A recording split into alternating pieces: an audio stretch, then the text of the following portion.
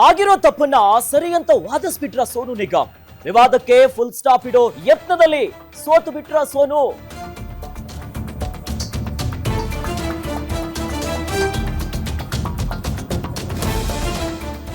Singer Sonu Nigam ಸ್ಪಷ್ಟನೆಯನ್ನ ಕೊಟ್ಟು ಮತ್ತೆ ಕಿಡಿಯನ್ನ ಹಚ್ಚಿಬಿಟ್ರ. Sonu Nigam clarification ಒಪ್ಪಂದ ಈಗ ಕನ್ನಡಿಗರು ಮತ್ತೆ ಮತ್ತೆ ಸಾಕಷ್ಟು ಕೆರಳುವಂತೆ ಮಾಡಿದೆ.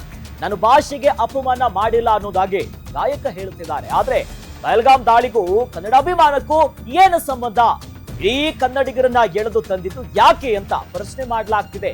ಇನ್ನು ಸ್ಪಷ್ಟನೆ ನೀಡೋದ್ರ ಮೂಲಕ ಚರ್ಚೆಯನ್ನ ಮತ್ತಷ್ಟು ಹೆಚ್ಚಿಸಿಬಿಟ್ಟಿದ್ದಾರೆ ಗಾಯಕ ಸೋನು ನಿಗಮ್. ಈಗ ಆತನಿಗೆ ತಲೆ ಕೆಟ್ಟಿದೆ ಅನ್ನೋದಾಗಿ ಕನ್ನಡಿಗರು ಕಾಮೆಂಟ್ ಮಾಡ್ತಿದ್ದಾರೆ.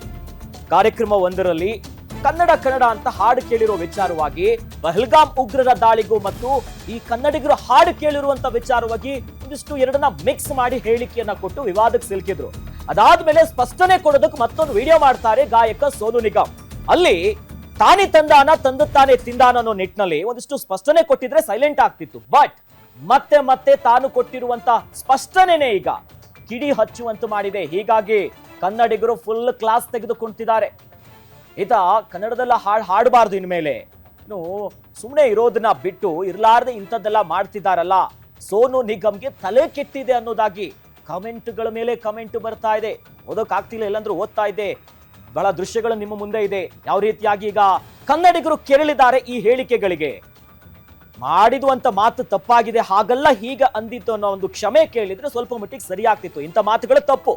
ಬಟ್ ಮತ್ತೆ ಸ್ಪಷ್ಟನೆ ಅಂತ ಕೊಡುವಂತ ವಿಚಾರದಲ್ಲೇ ಕನ್ನಡಿಗರನ್ನ ಕೆರಳಿಸುವಂತ ಕೆಲಸ ಮಾಡ್ತಿದ್ದಾರಾ, ವಿಫಲ ಆಗ್ತಿದ್ದಾರಾ? ಇಲ್ಲಿ ಬಹಳ ನೆಚ್ಚಿನ ಗಾಯಕ ಅನೇಕರಿಗೆ ಅದ್ಭುತವಾದಂತ ಹಾಡು ಹೇಳಿದ್ದಾರೆ, ಎಲ್ಲವೂ ಹೌದು. ಬಟ್ ಕನ್ನಡದ ಬಗ್ಗೆ ಮಾತನಾಡುವಂತ ಹೊತ್ತಿನಲ್ಲಿ ಬಹಳ ಸೂಕ್ಷ್ಮವಾಗಿ ಯೋಚನೆ ಮಾಡಬೇಕು. ಏನೋ ಬಾಯ್ತಪ್ಪಿ ಅಂತ ಹೇಳೋಕೆ ಇಲ್ಲ ಆಗಲ್ಲ. ಯಾಕಂದ್ರೆ ಉಗ್ರರ ದಾಳಿಯು ಕನ್ನಡಿಗರ ಹಾಡು ಕೇಳೋದಕ್ಕೂ ಎಲ್ಲಿಂದ ಸಂಬಂಧ? ಬಟ್ ಮತ್ತೆ ಇಂಥ ಹೇಳಿಕೆಗಳ ಮೂಲಕವಾಗಿನೇ ವಿವಾದಕ್ಕೆ ಸಿಲುಕಿದ್ದಾರೆ. ಹೀಗಾಗಿ ದೊಡ್ಡ ಮಟ್ಟದಲ್ಲಿ ಆಕ್ರೋಶವನ್ನ ಹೊರಗಾಕಲಾಗಿದೆ. ಈಗಾಗಲೇ FIR ಕೂಡ ದಾಖಲಾಗಿದೆ ಈ ಹೇಳಿಕೆಗೆ ಸಂಬಂಧಪಟ್ಟಂತೆ. ಈಗ ಕನ್ನಡಿಗರು ಎಲ್ಲ ಕಡೆ ಸೋಷಿಯಲ್ ಮೀಡಿಯಾದಲ್ಲಿ ಒಂದಿಷ್ಟು ಟ್ರೋಲ್ಗಳಾಗ್ತಿದ್ರೆ, ಮತ್ತೊಂದು ಕಡೆ ಕಾಮೆಂಟ್ ಮೂಲಕವಾಗಿನೇ ಗಾಯಕನನ್ನ ಈಗ ನೀಟಾಗಿ ಡ್ರಿಲ್ ಮಾಡ್ತಿದ್ದಾರೆ. ಆತನಿಗೆ ತಲೆ ಕೆಟ್ಟಿದೆ, ಮಾನಸಿಕವಾಗಿ ಆತ ಸರಿ ಇಲ್ಲ, ಇಂಥ ಹೇಳಿಕೆ ಸರಿ ಇಲ್ಲ ಅನ್ನೋದಾಗಿ ಬೇರೆ ಆತನಿಗೆ ಕಮೆಂಟ್ ಮಾಡೋದ್ರ ಮೂಲಕ ಆತನನ್ನ ತರಾಟೆಗೆ ತೆಗೆದುಕೊಳ್ತಾ ಇದ್ದಾರೆ ಕನ್ನಡಿಗರು. ಈ ಮಾತನ್ನು ವಾಪಸ್ ತಗೋಬೇಕು, ಏನ್ರೇ ಮಾತದು ಅನ್ನೋ ನಿಟ್ಟಿನಲ್ಲಿ ಆಕ್ರೋಶವನ್ನ ಕನ್ನಡಿಗರು ಈಗ ಹೊರಗಾಗ್ತಿದ್ದಾರೆ. ಸ್ವಲ್ಪನೂ ಗೊತ್ತಾಗಲ್ವೇನ್ರಿ ಈತನಿಗೆ? ಕ್ಲಾರಿಫಿಕೇಶನ್ ಕೊಡುವ ವಿಚಾರದಲ್ಲಿ ಸರಿಯಾಗಿ ಕೊಡ್ತಾರಾ? ನೋ.